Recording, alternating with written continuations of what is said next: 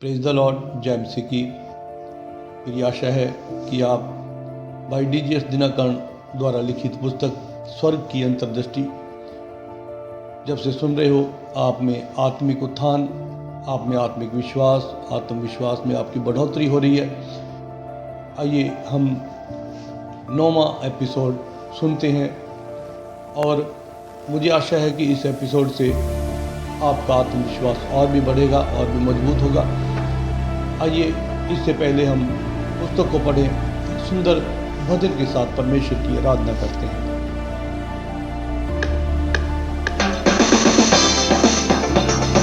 परम पिता की हम स्तुति गाएं, वो ही है जो बचाता हमें।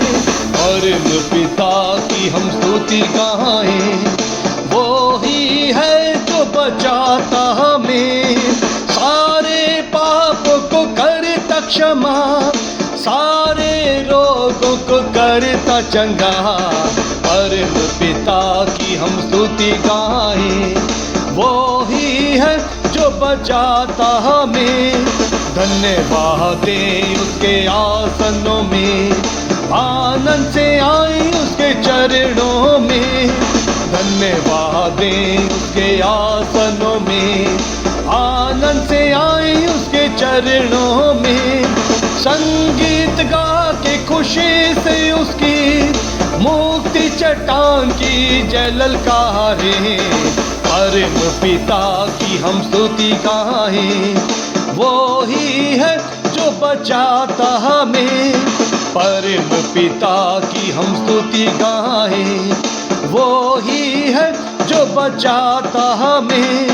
वो ही हमारा है परम पिता, तार सिखाता है सर्व सदा। वो ही हमारा परम पिता, तार सिखाता है सर्व सदा। पूरब से पश्चिम जितनी दूर, उतने ही दूर हमारे गुनाह।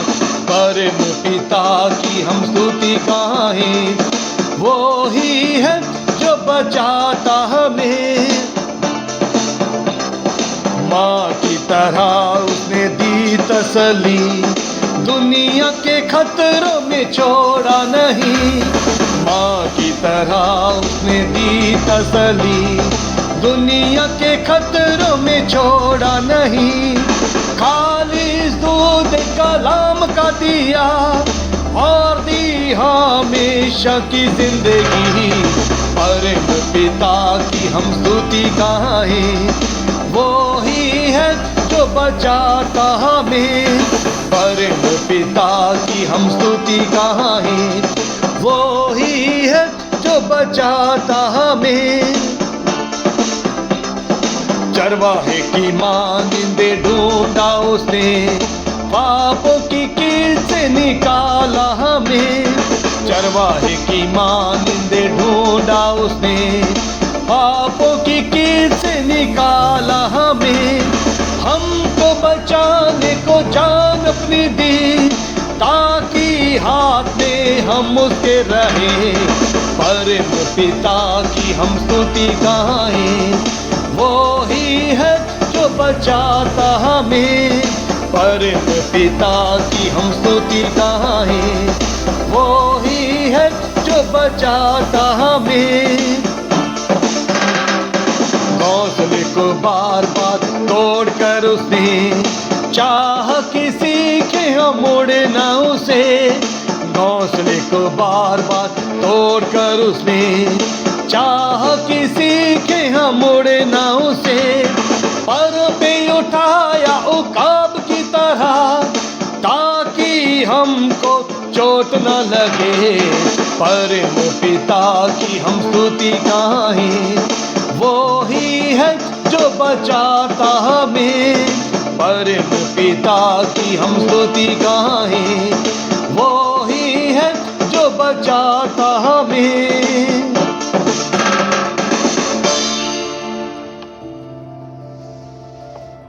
धन्यवाद करते हैं परमेश्वर का कि उसने फिर हमें समय दिया कि परमेश्वर के पाक कलाम की बातें करें और उसकी महिमा करें। हर काम में, हर बात में, हर सांस के द्वारा उसकी महिमा हो। आओ हम परमेश्वर के दास के द्वारा लिखित पुस्तक के अध्याय 4 को पढ़ते हैं, जिसका नाम है अनंत जीवन का स्पर्श। लूका की अंजील उसका 20 अध्याय 38 आयत में लिखा है, परमेश्वर तो मुर्दों का नहीं परंतु जीवितों का परमेश्वर है, क्योंकि उसके निकट सब जीवित हैं। जिस दिन हमें नए जीवन का अनुभव प्राप्त होता है, उसी दिन से हम उस दिन की लालसा करने लगते हैं जब हमें स्वर्ग में अपने स्वर्गीय पिता से मिलने बुलाया जाएगा, जिसने स्वेच्छा से हमें अपने संतान के रूप में स्वीकार किया है। निम्नलिखित पद प्रेरित पौलुस के हृदय में इस विचार को दर्शाता है। दूसरा कुरिन्थियों उसका 5 अध्याय 2 आयत में, इसमें तो हम कराहते हैं और बड़ी लालसा रखते हैं कि अपने स्वर्गीय घर को पहन लें। फिलिपियों की पत्री 1 अध्याय उसकी 23 आयत, क्योंकि मैं दोनों के बीच अधर में लटका हूं, जी तो चाहता है कि मैं कूच करके मसीह के पास जा रहा हूं, क्योंकि यह बहुत ही अच्छा है।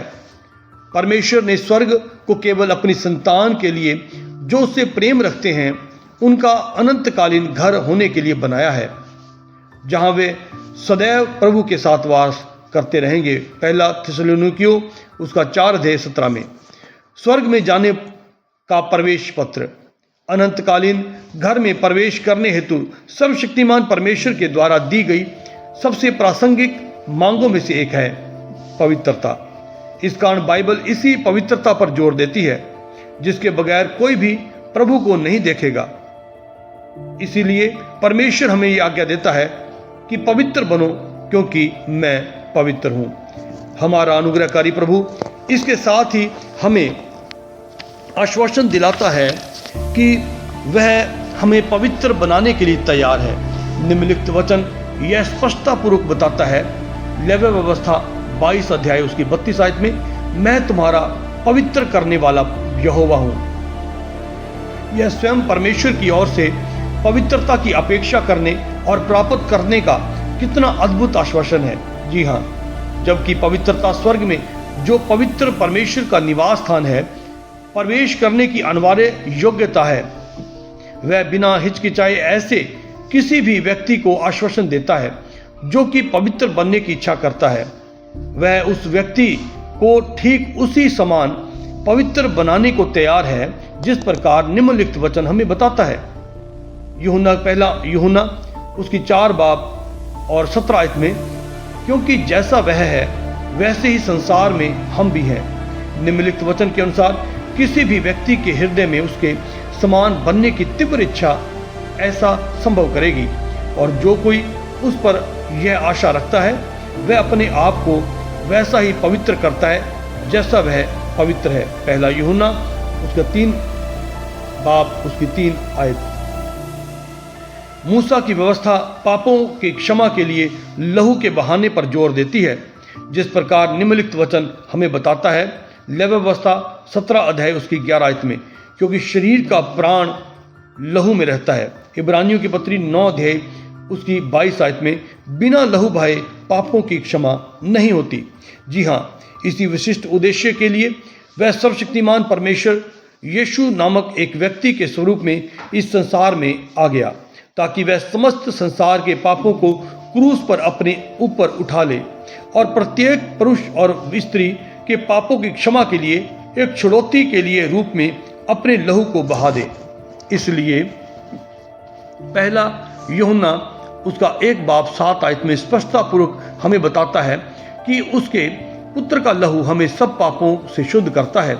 निश्चय ही परमेश्वर इस पवित्रीकरण की प्रक्रिया के बाद जलाने की आत्मा अर्थात पवित्र आत्मा का प्रबंध करता है, ताकि वह एक व्यक्ति के जीवन में सारे पापों की जड़ को जला डाले और पवित्रीकरण की प्रक्रिया को पूरा करे। आइए अब हम इन रूपांतरित आत्माओं के अनंतकालीन घर पर नजर डालें। पहले स्वर्ग की झलक। दूसरा कुरिन्थियों 12 अध्याय उसकी 2 आयत में परमेश्वर का प्रेरित पौलुस तीसरे स्वर्ग का वर्णन करता है, जिसका आशय यह है कि पहला और दूसरा स्वर्ग भी होने चाहिए। जब मैं पहली बार पवित्र आत्मा के वरदानों की खोज में स्वर्ग ले जाया गया था, तो परमेश्वर ने अपनी दया से मुझे पहले स्वर्ग की झलक पाने का अनुभव प्रदान किया।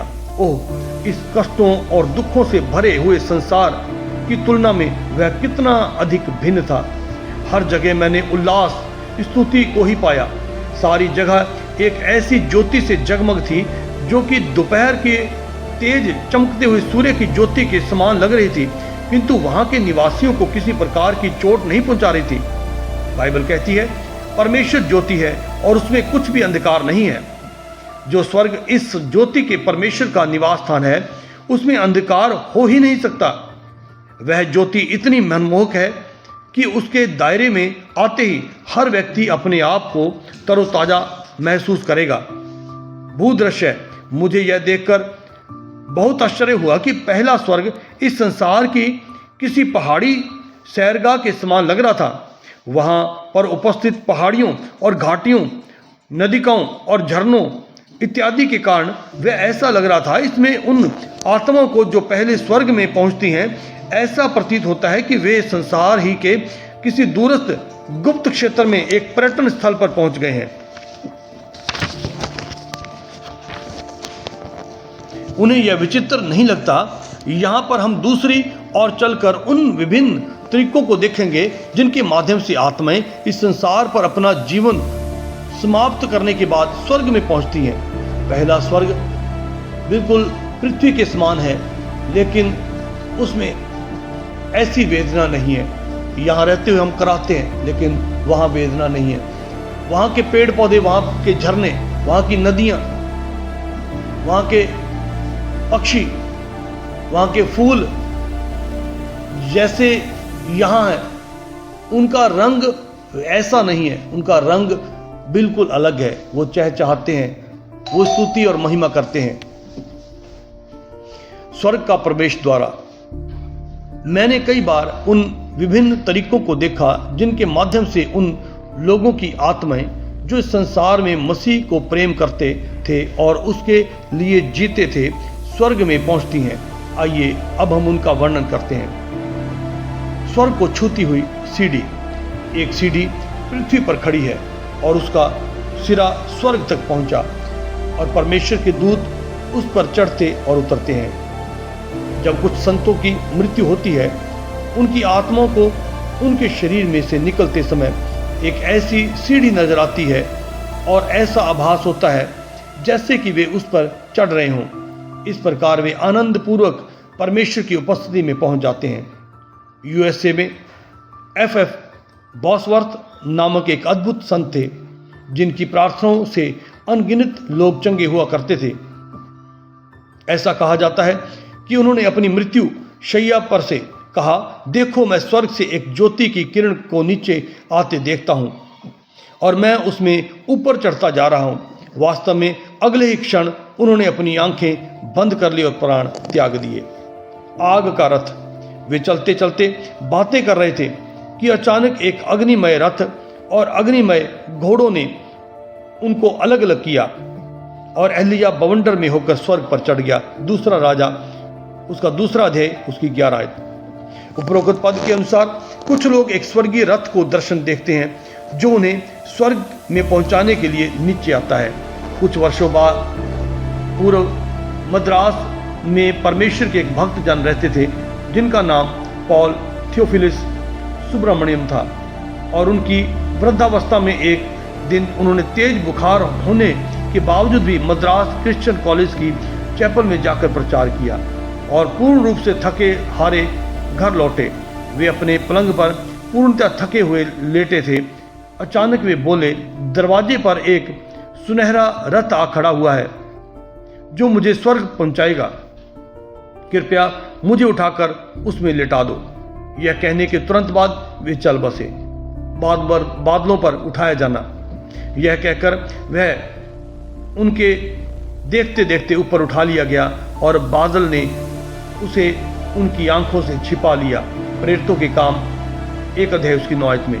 यहोवा बवंडर और आंधी में होकर चलता है और बादल उसके पांवों की धूली है। नहूम 1 उसकी 3 आयत। परमेश्वर की एक दासी जिन्होंने संसार भर में हजारों लोगों की चंगाई प्रदान करने में प्रभु के लिए घोर परिश्रम किया था, अपनी मृत्यु शैया पर थी। जब उनका अंत समीप आने लगा तो उनके चेहरे पर एक दैविक ज्योति चमकने लगी और उनके पूरे शरीर पर फैलती गई। फिर परमेश्वर की उपस्थिति ने उस कमरे को बादल के समान भर दिया। उनके प्राण उसमें खींच लिए गए। वे शांतिपूर्वक स्वर्ग में पहुंचाई गई। और देखो, मूसा और एलिया, ये 2 पुरुष उसके साथ बातें कर रहे थे। ये महिमा सहित दिखाई दिए और उसके मरने की चर्चा कर रहे थे जो यरूशलेम में होने वाला था। लूका की अंजील 9 उसकी 30 और 31 आयत में। जिस प्रकार हम कह सकते हैं कि मूसा और एलिया यीशु मसीह को उनकी मृत्यु के लिए तैयार करने नीचे आए थे। बहुत से लोगों को उनकी मृत्यु शैया पर ऐसा एहसास होता है कि वे कहते हैं कि मरने से पहले उनके वे रिश्तेदार जो इस संसार में रहते समय मसीह से प्रेम करते थे, स्वर्ग से उतरकर नीचे आए और ताकि उन्हें अपने स्वर्ग पर ले जाएं। –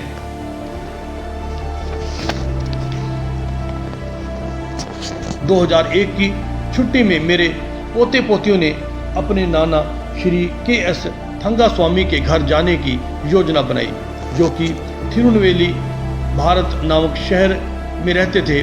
वे इनके आने के विषय में सुनकर इतने हर्षित हुए कि उन्होंने उनके वहां रहने को आरामदायक और मनोरंजक बनाने के लिए घर में बहुत सारी तैयारियां करने का आरंभ किया।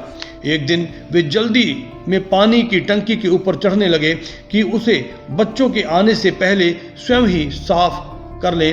दुर्भाग्य की बात है कि वे फिसल कर नीचे गिर गए। उनका सिर जमीन पर टकराया और वे उसी क्षण चल बसे।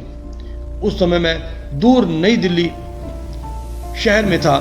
जब हमें यह समाचार मिला तो मैं और मेरी पत्नी बहुत दुखी हुए, क्योंकि वे एक अत्यधिक प्रेमी व्यक्ति थे। मैंने घुटने टेके और प्रभु की उपस्थिति में गिड़गिड़ाकर प्रार्थना करने लगा कि वह उनके बच्चों को सच्ची सांत्वना एवं शांति प्रदान करे, क्योंकि उनकी पत्नी 12 वर्ष पूर्व ही गुजर चुकी थी। उस समय परमेश्वर ने अपनी महान दया से ज्ञान के वचन के वरदान के द्वारा मुझे अतीत में जाकर देखने की सहायता की कि गिरने के समय उनके साथ क्या हुआ था। जब उनके प्राण उनके शरीर में से बाहर निकल रहे थे, उनकी समझ में नहीं आ रहा था कि क्या हुआ। वे उस भयंकर संकट का अनुमान नहीं लगा पा रहे थे जिसके कारण उनकी मृत्यु हुई थी। वे केवल अपने क्षत विक्षत शरीर को ही देख रहे थे। उसी क्षण उन्हें अपनी प्रिय स्वर्गीय पत्नी की आवाज सुनाई दी। उन्होंने उनसे पूछा, डैड, क्या बहुत दर्द हो रहा है? वे उस आवाज को सुनकर चकित रह गए, क्योंकि उन्होंने वह आवाज कई वर्षों से नहीं सुनी थी। बड़ी उत्सुकता से उन्होंने उस ओर देखा जहां से आवाज आई थी। उन्हें दुगना आश्चर्य हुआ। उन्होंने न केवल अपनी प्रिय पत्नी को देखा, परंतु उनके साथ प्रभु यीशु मसीह को भी देखा। वे हर्ष से भर गए और अपनी जीवन साथी और अपने प्यारे प्रभु के द्वारा स्वर्ग में पहुंचाए गए। जी हाँ, इस संसार को छोड़ने के समय दिवंगत आत्माओं का उन संबंधियों से मिलन होता है जिनसे वे प्रेम रखते थे और जब वे इस पृथ्वी पर थे, ताकि उनका पीड़ा का समय हर्ष एवं शांति के क्षण में परिवर्तित हो जाए। धन्यवाद करते हैं परमेश्वर के इस सुंदर वचन के लिए, सुंदर आशावादी वचन के लिए परमेश्वर का धन्यवाद करते हैं। और परमेश्वर के दास भाई DGS दिनाकरण के द्वारा लिखित पुस्तक के द्वारा हमारे तक पहुंचाया गया उन तमाम सहायकों का धन्यवाद करते हैं जिन्होंने ऐसी सुंदर पुस्तक हमारे तक पहुंचाई। आज हम तभी इस पुस्तक का अध्ययन कर रहे हैं। मुझे आशा है कि आप इस पुस्तक को जैसे जैसे सुनोगे, आप परमेश्वर में और अधिक आशीष पाते जाओगे। आपसे निवेदन है कि आप इस